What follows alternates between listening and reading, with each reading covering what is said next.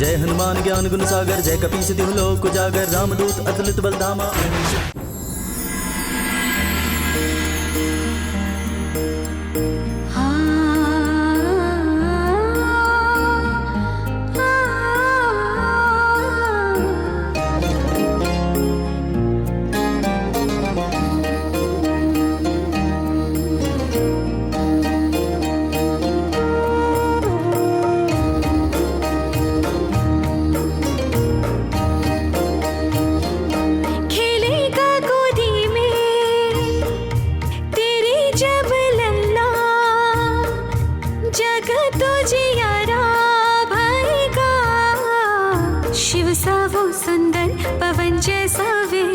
जग केसरी नंदन कहेगा, जग केसरी नंदन कहेगा, जग केसरी नंदन कहेगा, जग केसरी नंदन कहेगा।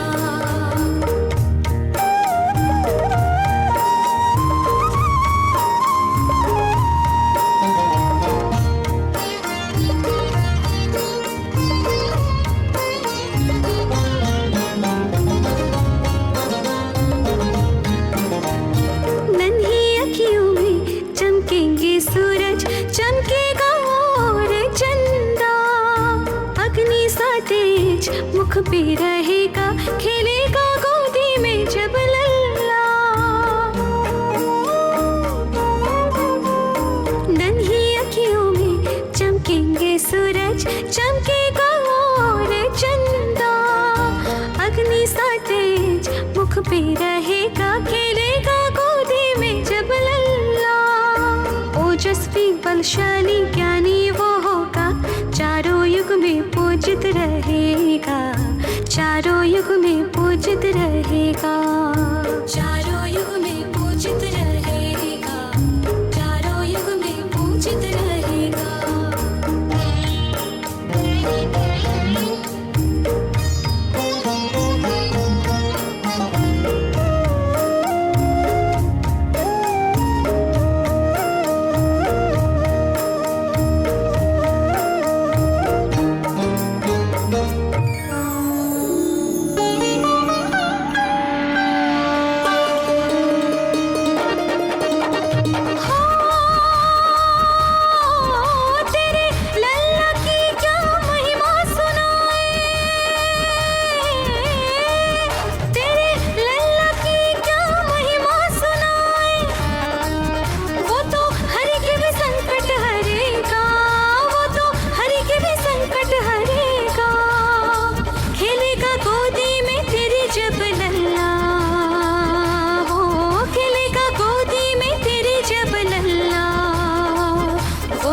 जगो जियारा भयेगा, वो तो जगो जियारा भयेगा, जगो जियारा भयेगा, वो तो जगो जियारा भयेगा।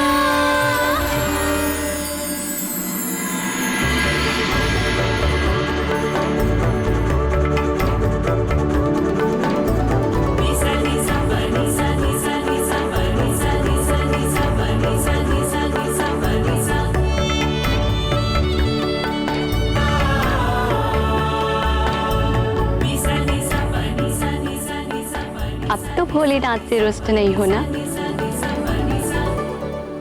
चलो उमा, मेघ फिर से घिर आए हैं, बरसने से पहले ही हम प्रस्थान करते हैं। भक्त ध्रुव को नारद जी ने द्वादशाक्षरी मंत्र दिया, किंतु तुम्हारे लाल के लिए जगत को तारने वाला 2 अक्षरों का तारक मंत्र है राम।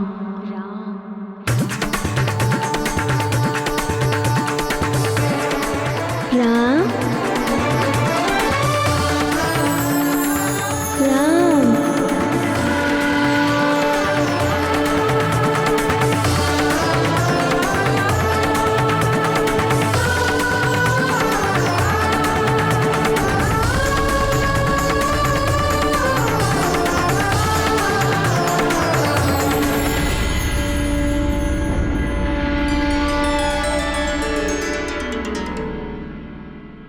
अब हम सबको आज्ञा दीजिए।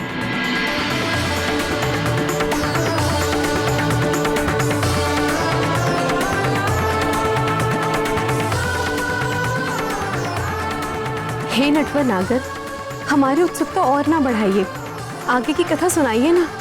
हाँ श्याम सुंदर, बताइए ना आगे क्या हुआ। मेरे संकट मोचन का जन्म होता, इसके पहले ही उनके प्राणों को संकट में डालने वाला एक शत्रु उपस्थित हो गया। अजन्मे शिशु का शत्रु? ऐसी नीचता किसने की नाथ? वानर राज केसरी के सुमेरु राज्य के समीप ही किष्किंधा पर्वत पर वानरों के राजा ऋक्षराज शासन करते थे। किशोर आयु के उनके 2 बड़े पराक्रमी पुत्र थे, बाली और सुग्रीव।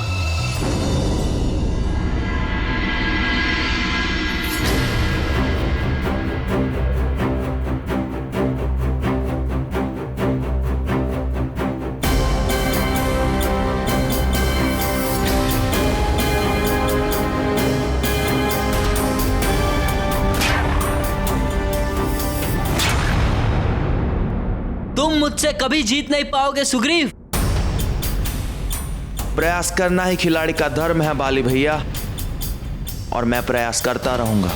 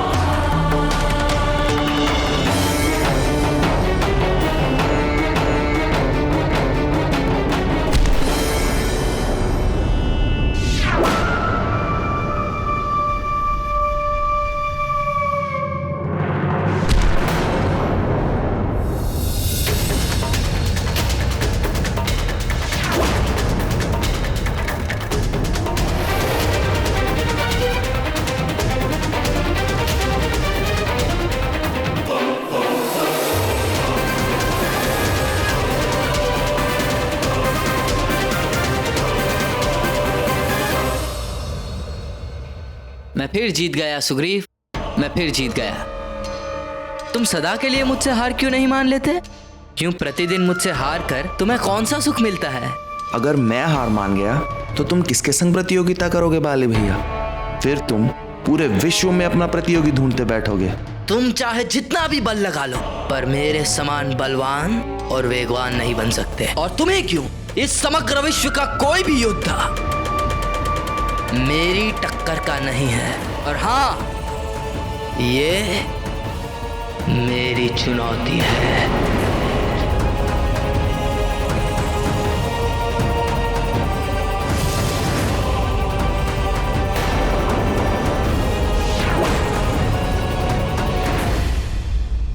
तो एक और चुनौती के लिए तैयार हो?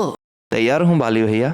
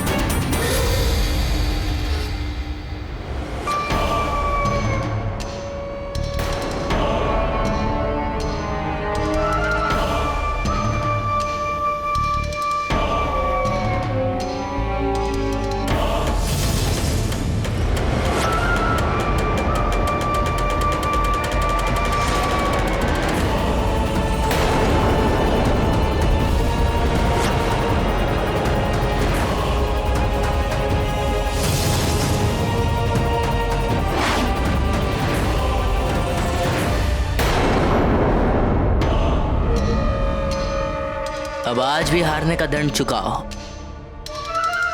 जाओ, मेरे लिए केले लेके आओ। अभी लाता हूं भैया।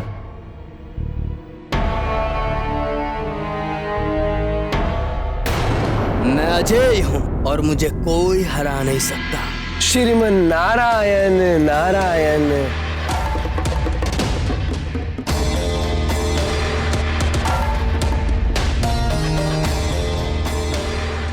प्रणाम मुनिवर।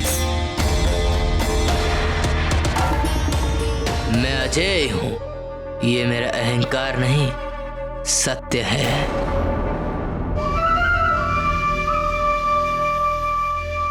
आज अजय हो, कल हो ना हो। ऐसा नहीं हो सकता। मेरा भाई सुग्रीव सूर्य समान तेजस्वी और बलशाही है, और जब वो मेरे तेज और बल का सामना करने में असमर्थ रहा तो और किसी का क्या सामर्थ्य। एक दिन ऐसा भी आ सकता है कि तुम्हें सुग्रीव से ही हारना पड़े।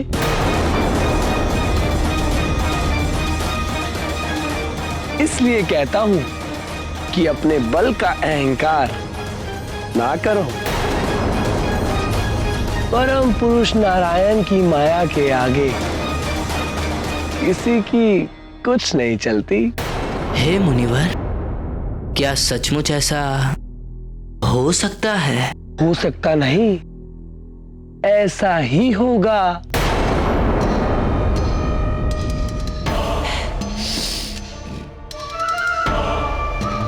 किंतु यह कैसे संभव है? मैं नहीं मानता। संभव है।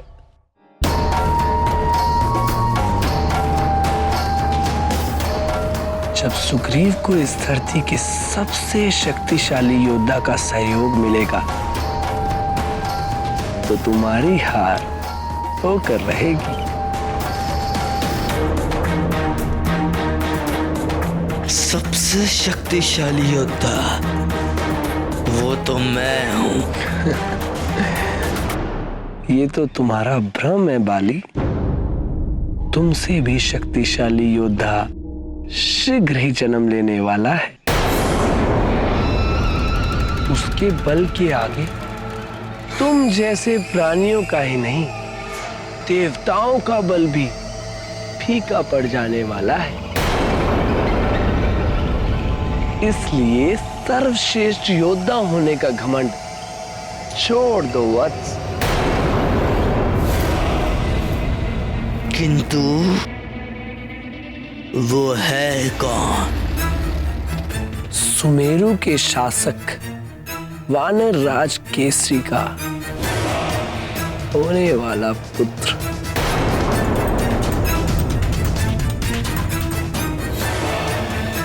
श्रीमन नारायण नारायण हरे।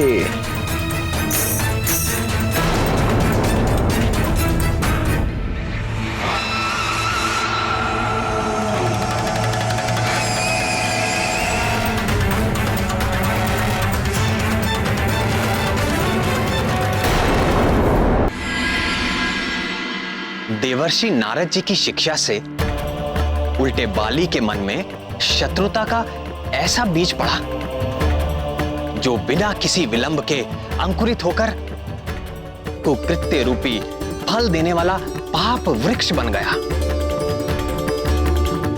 किंतु हे सर्वज्ञ सर्वेश्वर, नारद जी तो देवर्षि है। सब कुछ जानते बूझते हुए भी उन्होंने ऐसा किया ही क्यों? वो जो करते और कहते हैं उससे अंततः देवताओं और लोक का कल्याण ही सिद्ध होता है। किंतु उस समय ऐसा प्रतीत होता है कि वो देवताओं और प्राणियों का अहित कर रहे हैं। इस बार भी ऐसा ही हुआ। मुनिवर नारद की शिक्षा के तत्काल परिणाम से बाली ईर्ष्या और द्वेष की ज्वाला से जलने लगा। मैं इस धरती का सबसे शक्तिशाली योद्धा हूं और रहूंगा, चाहे इसके लिए मुझे किसी अजन्मे शिशु की हत्या भी क्यों ना करनी पड़े।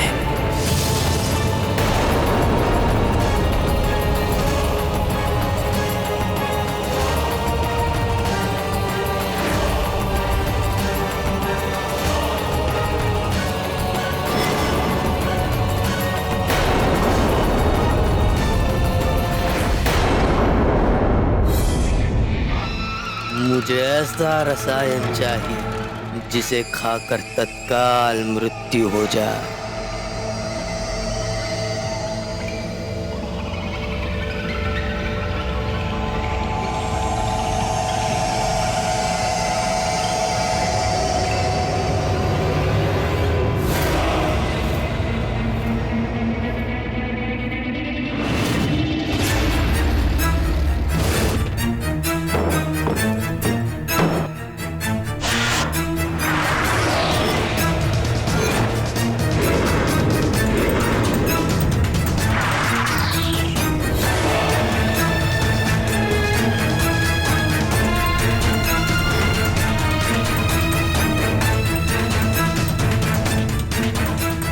देखिए युवराज, इस डिबिया में मैंने स्वर्ण, रजत, लौह और पारा पंच धातुओं की भस्म को मिलाया है और इसके अतिरिक्त मैंने इसमें विषैली लूता अर्थात जंगली मकड़ी के विष को भी मिलाया है।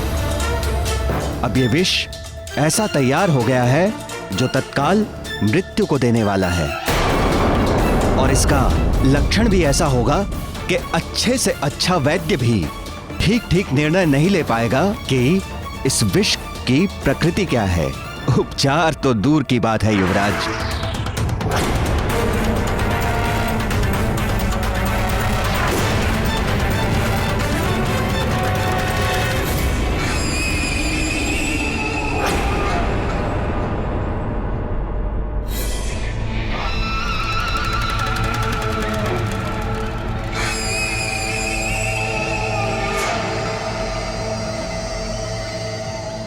महारानी के लिए खीर बन गई, ठंडी होने के लिए रख दो।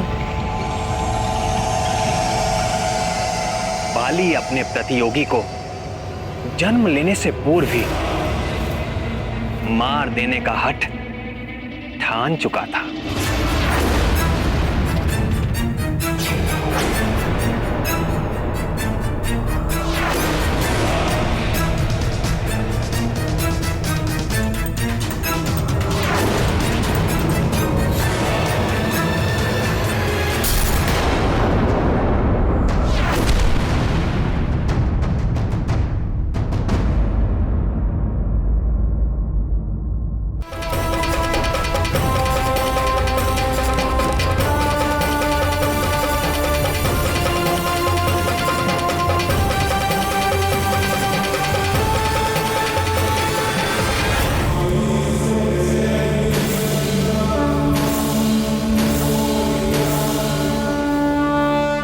एक बार असफल होने पर भी उसने हार ना मानी और दूसरे दिन भोर में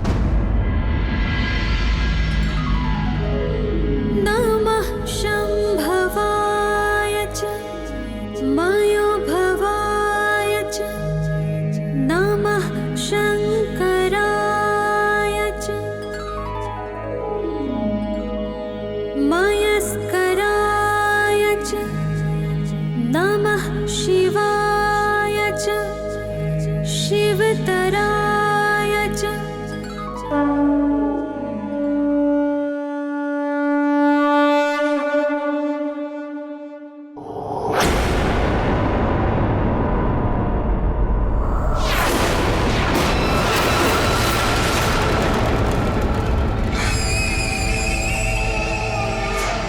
पुरोहित जी कहाँ चले गए आज?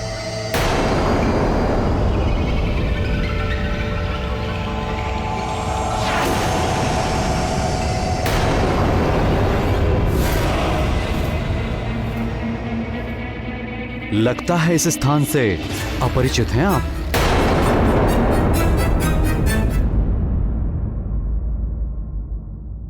भूल तो हुई है।